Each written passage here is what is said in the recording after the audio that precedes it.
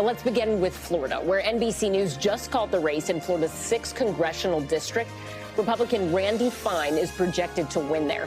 This is the seat that was vacated by Mike Waltz, who joined the Trump cabinet as national security advisor. Meanwhile, the 1st district has not yet been called. Republican Jimmy Patronis and Democrat Gay Valmont are on the ballot there. That's the seat that was vacated by former Congressman Matt Gaetz. And Marissa, let's start with you in Florida there. What's the reaction been thus far to Randy Fine's win? Was this expected in the district?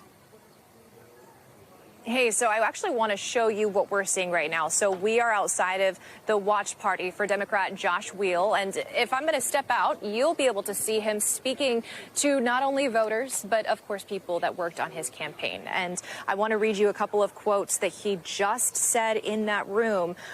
He said, "In the end, they outvoted us." But we heard a lot of applause. You can hear it now because one of the things that everyone here is so focused on is that narrowed margin, because they always knew this was an uphill battle, Ellison, and the messaging has been clear from the start. When it comes to these deeply Republican districts, everyone knew how well that President Trump had performed, and of course, how well these politicians whose seats were left vacant, Michael Waltz and Matt Gaetz, they had also performed very well in these districts. So right now, the messaging here is one of optimism, even though he just conceded. It is still one of optimism because something that we heard Steve Kornacki talk about and something we are seeing is that narrowed margin. And for them, that is a sign of hope, Ellison, and that is something that we have heard from the start with both Democrat challengers in these districts. Again, there's 2 different races. We're in the 6th congressional district, which encompasses Daytona Beach.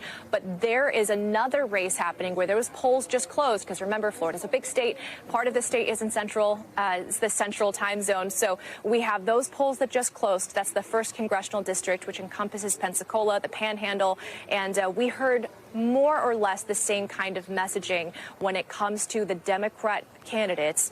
That's Gay Valmont in the 1st congressional district. And I will add, in terms of the reaction, of course, we have State Senator Randy Fine, who had posted on social media his thanks and appreciation for President Trump, who had heavily endorsed him. But I will say another part of the messaging, Ellison, and this one is interesting, there was some fear and concern from Republicans, and I think that's very telling when we talk about that narrowed margin here.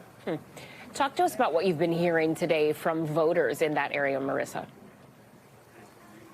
Well, that same kind of concern. And I saw a lot of voters telling me that this was their very first time voting in a special election. I'll tell you a little bit more about how that factors into what we heard from voters, why they showed up. But first, I want you to hear for yourself.